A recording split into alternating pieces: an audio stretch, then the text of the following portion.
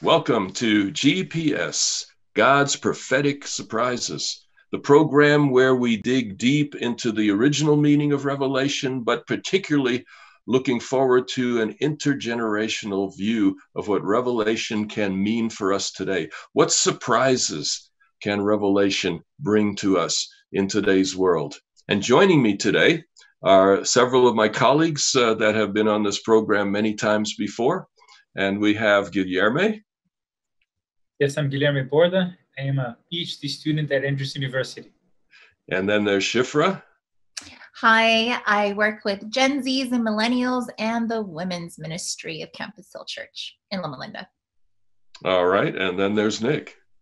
Yes, I work with the younger Gen Zs, the teenagers at the Azure Hills Church in Grand Terrace, California. Awesome. When we left off, we were in Revelation 12:17, where it says that the dragon was angry with the woman and went away to make war with the remnant of her seed. And as we were closing last time, we were talking about the remnant, and notice that in the Old Testament, the remnant concept appears at least three different ways. First of all, there's a historical remnant. When you look back in history, you can see a group of people, they have a name, they can be counted, they can be identified, you can tell their story. All right, so the historical remnant is an identifiable group of people. The faithful remnant, on the other hand, are those within that historical remnant that retains the message and the mission and so on of the original group. The group celebrates what God has done in the past, but not all the people are necessarily faithful to God's original mission. And then there's finally the eschatological remnant, which goes way beyond the historical remnant and opens up to the whole world in a universal, dramatic, surprising way. That's the pattern throughout the Old Testament. So historical remnants, there are many of them. For example, the Jews today would be a historical remnant of what God was doing back in the time of the Exodus. So even, whether or not any particular congregation of Jews is faithful to that original mission, their very existence reminds the world of the Sabbath and the laws of God and the Old Testament and so on. Tremendous contributions.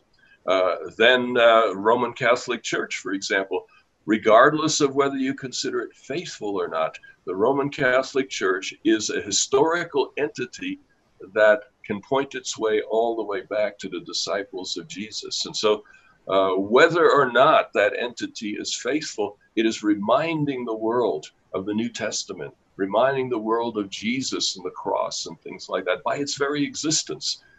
More people know about those things through the existence of Christian churches like that than any other way. And then Lutheran Church, for example, points back to Martin Luther and what God was doing during the Reformation.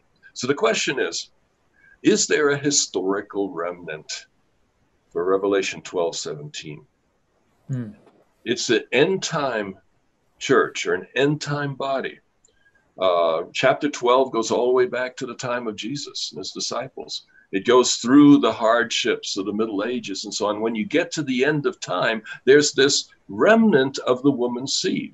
The woman represented all of Christian faith all the way back to Jesus and perhaps also Israel before that. But now the woman slips off the scene. And now you have a remnant. And that remnant believes certain things. So the question is, who would that remnant be historically? And remember, historical remnants aren't necessarily faithful to the original mission. There's nothing to brag about, nothing to boast about, that you're part of this institution that points back to what God did a long time ago. But it's important to understand, what is Revelation pointing to? And I'd like to share my screen here, something we haven't done before, I don't think. But let's just see if this will work and give you an idea of...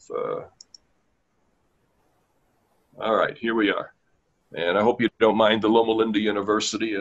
I stole this slide from a class that I'm teaching. It's the remnant of Revelation is associated with a number of ideas. First of all is the gospel. In Revelation chapter 10, the gospel is central to the message at the end of time. Also in Revelation 10, it points to the books of Daniel and Revelation being important in that message. So the gospel is the everlasting gospel. It's the same gospel that was taught by the apostles, but in an end time context, in the context of the books of Daniel and Revelation. There's also a message about the heavenly sanctuary in Revelation 11. There's a message about keeping all of God's commandments. And since most Christians acknowledge God's commandments, there must be something about that that's a little bit different. And we'll come back to that. In chapter 13, the remnant warns the world of end-time deceptions that are coming, Satan's final delusions. In chapter 14, the remnant is close to Jesus. And it has a message about the hour of God's judgment. And then that message is given in the language of the fourth commandment. So there's that final piece. The commandments of God are significant, but not all the commandments are consistently obeyed within the body of Christianity. And so the remnant would have a message particularly about the Sabbath. Now, colleagues here, when you look at that list, the collection of items, what comes to mind? Can I jump in? Yeah, go ahead. So first of all, emotionally, I'm mind blown. Then second, the faithful believer in me is like, is like, wow, like this really does sound similar. I'm blown away. I can see from Revelation 10 to 14, these descriptions of the remnant, the rest of the offspring in 12:17. And then the skeptical part of me is like, how do we know this isn't confirmation bias? Okay, anybody else got a comment about that? Yeah, I mean, this is fascinating that we're talking about this today. And I know we don't typically want to probably date the show, but we're filming on October 22nd. And the Seventh-day Adventist Church has a name for this day that most people would probably not know about unless they're an Adventist. But today is typically referred to in our tribe as the Great Disappointment, October 22, 1844. And I was actually reading just this morning. It's a book called On This Day, I believe. It's a devotional book about special dates in Christian history. And it actually talked about the Millerite movement and how at the time there were a lot of revivals going on in the northeast of the United States and everything like that.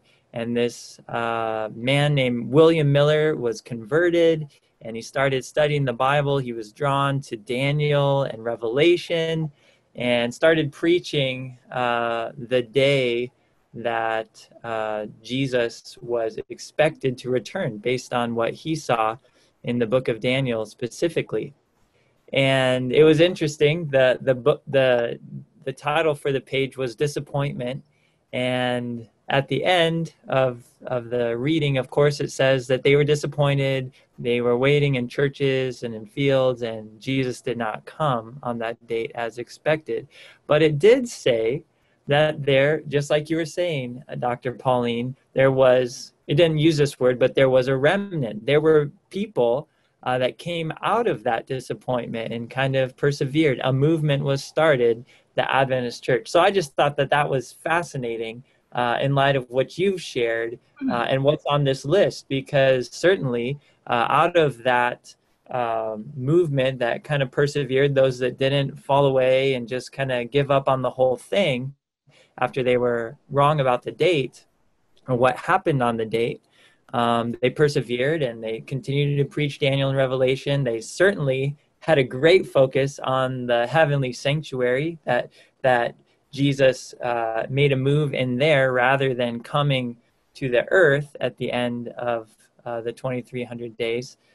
Certainly they preached the Sabbath commandment, all of God's commandments, started warning of end times, all these things. So just fascinating the way this list lines up with what today means for Seventh-day Adventists. Well, and here's the thing, those early Adventist pioneers came to the conviction that the Seventh-day Adventist denomination was the remnant of Revelation. And you'll even hear language like remnant church, even though the word church is never associated with remnant directly in the book of Revelation. So Shifra is this confirmation bias, you see. And I would suggest one thing, and that is that the Adventist pioneers were not a church when they came to these conclusions. They were studying the book of Revelation. They found in Revelation 10 evidence that in the very last period of Earth's history, God would raise up a people teaching these things. And they looked around the world around them, they said nobody was doing that. So they said, well, if no one's doing that, then we need to do that. And so it was this package of ideas that coalesced the movement, and that movement became then the Seventh-day Adventist Church a number of years later. So there isn't confirmation bias, I guess, in the sense that, well, because you're an Adventist, you're going to read it all back into Revelation. Is that what you were saying? Something like that. Yeah, yeah. So that's not what happened historically. Now, for me personally, I've been studying Revelation 10 to 14 for many, many years, and I never quite noticed this. I was just studying these passages and saying, what's going on in Revelation 10? It's a very tough passage. And as our viewers may know, looking back on previous programs, to see it pointing to the book of Daniel, pointing to the book of Revelation was new for me. And to see that so clearly pointed out in the text, all of these 8 things that I have here are exegetically compelling. And that's the difference. Confirmation bias, you kind of have a squishy relationship sometimes. But I saw these exegetically before I ever saw as a package. Whoa. Then that's why our Adventist pioneers thought that they were the remnant, because this is what Revelation is teaching. So that's sort of the combination there. But Guilherme, do you have a reaction to this? Well, my reaction actually is that what strikes me as interesting is that when you look at this list, it also seems that, like you look at New Testament theology, the theology of the different books in the New Testament, an argument could be made, well, definitely from a Seventh-day Adventist perspective, but an argument could be made that those are precisely the things that the New Testament teaches. Well, of course, there's the emphasis on then Revelation could be discussed, but we could say an emphasis on eschatology, definitely, right? I think even, New Testament scholars in general would agree that at least in many of the books, or at least for a significant portion, or in the early decades of the movement, the Christian movement was very much eschatological and apocalyptic, right? And then you have, of course, with the book of Hebrews, the emphasis with the heavenly sanctuary. And then, well, the gospel, of course. Now, keeping all of God's commandments, then, of course, this would be debatable, right? People have different agreements. Warning of end-time deception is very clear in Pauline literature. And so I would say that it could be argued that if this is a mark of the remnant at a specific time in history, it is also because it is the teaching of the New Testament. What the next step would be that the remnant is one that ideally tries to be faithful to the scriptures to the best of their understanding, right? And so I like the point you're making, that most of these are standard New Testament teaching. I think. And as such, then they would track with the, with everything that's going on elsewhere in the New Testament. But I think what the Adventist pioneers saw here is packaging it, first of all, with a certain period of history. Mhm. This would come after Daniel's time prophecies. This would come toward the end of Earth's history. And that Daniel and Revelation would be critical to it. I don't think you get that elsewhere in the New Testament with the same kind of clarity. Sabbath, I think of a text like Mark 2:27, where Jesus said the Sabbath was made for man. I understand that to be was made for Adam, whose name means the man, And I said, Jesus is saying the Sabbath is universal. It's not just for the Jews. And that's a very important piece. So you could make that case without Revelation. But this whole package focused in on the end of time, I think is a fairly solid one. And this is the foundation of Seventh-day Adventist understanding and teaching. But let's keep in mind, we're not saying that if you're a member of the Seventh-day Adventist Church, you're automatically in. We're not saying that that's something special that to brag about, etc. But no, that is simply a group of people who recognize that God has something going on at the end of time, and they wanted to be part of it. And that's special. And those Seventh-day Adventists who are faithful to that mission will be at the center of God's purpose, moving forward to bring an end-time eschatological remnant that will shock the daylights out of us. Now, let me take you there a step further. Before you change gears, Yeah. Mm-hmm.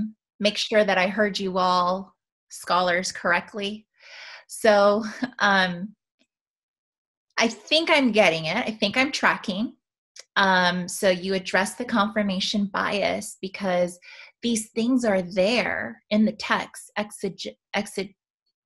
When you do the exegesis of the text, they're there, and then it just happens to also be in line with this idea of the Seventh-day Adventist movement, not even a church, movement from our early pioneers, focus and study. Now, when it comes to I really like where you're going, Guilherme, because it was touching what I felt was a gap for me. How does this list of Remnant of Revelation tie in textually to Revelation 12:17? Currently, my answer is those who keep the commandments and hold to the testimony of Jesus are the ones that the dragon makes war with.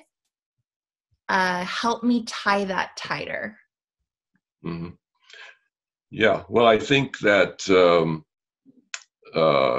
the concept of remnant is one of several names for God's last day movement. Seventh-day Adventists kind of fixed on the remnant idea as a moniker that was particularly meaningful to them. But in chapter 14, the same group is 144,000. And later in 14, they're called the saints. And in chapter 7, the 144,000 is called the great multitude. And so on. You have a number of names. The question is there one people at the end of time? Is there one message at the end of time? And if your answer is yes, then remnant, 144,000, all of those is the same people. And that's how I'm looking at it. As I do exegesis of Revelation, I think the interchangeability of these names is clear. And it goes on the other side of it too. If you go to chapter 17, you see the enemy powers named by many names as well, but they're interlaced within the text. It's not like you got a dozen different opponents. You have one opponent with a dozen different names. So I like your question. I think the key thing here is the message of Revelation was there. The early Millerites studied that book and found in it a package of ideas that gave meaning and purpose to what they had experienced. And that's what Seventh-day Adventists celebrate, that back in the 19th century, God did something dramatic and called the world's attention to this package of ideas. Now, one more thing. Why would this be important? Why should anybody care? And this is the exciting part here. Is this confirmation bias? Once again, I don't think so, because I had done the revelation work already before I did this work in world religions.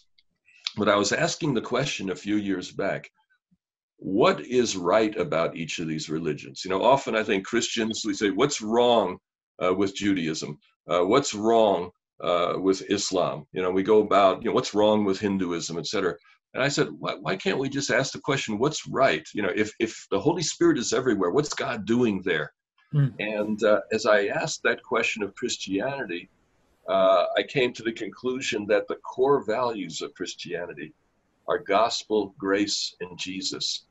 Neither Judaism nor Islam has a message associated with that package of ideas. Jesus is a prophet within Islam, but does not play the kind of role that the gospel has for him. For Judaism, then, law, obedience, and Sabbath are three things that jump out as core to what Judaism is all about. And then I asked the same question of Muslim scholars, what's the center of Islam? And you have answers like submission, judgment, eschatology. And I've shared these things, these core values, in settings where you had 1/3 Jews, 1/3 Muslims, 1/3 Christians, and nobody was saying, no, that doesn't represent us. And the interesting thing about it is that each of these is rejected by the others. Generally, Jews' core values are rejected by Christians and Muslims. Christianity and Judaism generally rejected by Muslims. Christianity generally rejects these others. And here's where it got excited for me one day. I'm already excited. What I had learned about Revelation and what I had learned about world religions came together for me one day. And that was the realization that all of these core values are attributed to the remnant of the book of Revelation. Now, if that is true, then it means this message of the remnant, this message of Revelation 12:17 is maybe as important as any other biblical message for our time. This is God's prophetic surprise, all right? That God foresaw the world we're in today, a world where reconciliation between the religions is the greatest need. Wow. You September 11, rioting in the Middle East, battles in Europe, between Muslims and Christians and so on, the wars between Israel and the Palestinians. Finding some reconciliation between religions is the greatest need of the world today. And God had a message in the book of Revelation that could connect with all of them. That's the part that blew me away. What do you guys think? I think this is fascinating. And then, thinking about the whole confirmation bias thing, regardless of if you call yourself a Seventh-day Adventist or not, these are the things, that previous slide, that make up the remnant of Revelation, what it's talking about. And so I don't see it as confirmation bias either. I see it as, hey, this is what the New Testament teaches. This is what we find from the Old Testament as we pull all these things together. And I don't see it as confirmation bias, reading yourself into the story. I see it as disciples of Jesus. I see it as an invitation. Like, if you're reading the scriptures, throughout Revelation, there's this whole idea of, it kind of polarizes, right? It's like God's people, not God's people. And it's inviting you constantly to make a choice. Like, it's inviting you to be a part of the remnant. And so, of course, as Adventists, we'd love to invite everyone to be Adventists, but whether or not you use that title, we're all invited to live with a focus on these things that you've just presented. And I have the senior pastor at my church actually just recently came out with this book deep calling. And I'm doing a book club with some other pastors, and there's this one paragraph called The Remnant. It has a subtitle, and I'd like to read it for you. It kind of talks about this invitation a little bit, if you don't mind. One paragraph says, Seventh-day Adventists believe in a faithful group of followers who are on earth at the close of history. What characteristics mark this remnant? The remnant are a people called out for the sake of the world, not an organization unto themselves, but a people faithful to God, in order to draw other people into faithfulness to God. Blessed with a precious relationship with God so that they can be a blessing to others, inviting them into relationship. According to Revelation, these people keep the commandments, they live in the way God designed, and have a testimony or experience with Jesus themselves. The people described are disciples, following after Jesus and living the way he lived, while experiencing Jesus and sharing their testimony of that experience. This is discipleship. This is the call of the remnant. So it's an invitation. It's not confirmation bias. It's an invitation from the book of Revelation to live as disciples of Jesus in every area of our life. And I believe every area you've brought up today. We've got a couple of minutes left. Let me just say quickly, for me, I'm director of the Center for Understanding World Religions and a professor of New Testament. The two studies that I bring together here, I did independently without any thought of linking the two together. And it was just one day as I was staring at this chart of the three religions, and I just said, wait a minute. Every one of those items is in the book of Revelation for the remnant. And that would mean that God has a unique and special purpose for this package of ideas. Does that make Seventh-day Adventists better than anyone else? No. The Seventh-day Adventist Church is flawed, just like every other remnant has ever been. Historical remnant has its flaws. It's a mixed bag of faithful and unfaithful. But it's the message that the Adventist pioneers recognized that's the key. It's the mission that's exciting. Anyone have a last word before we close? One thing I would like to say is, also in my study with Revelation, I came across an idea that I think is similar, that I would like to leave as like a reflection. As we look at the book of Revelation and we see things that are appealing, and we should seek to be like that, right? So you said that Adventist pioneers, they sought to be like that. The idea, you have these exemplars in the narrative, and we should seek to be like it. And the interesting thing that happens is that the symbol influences the referent. The symbols influences the very people it points to and represents.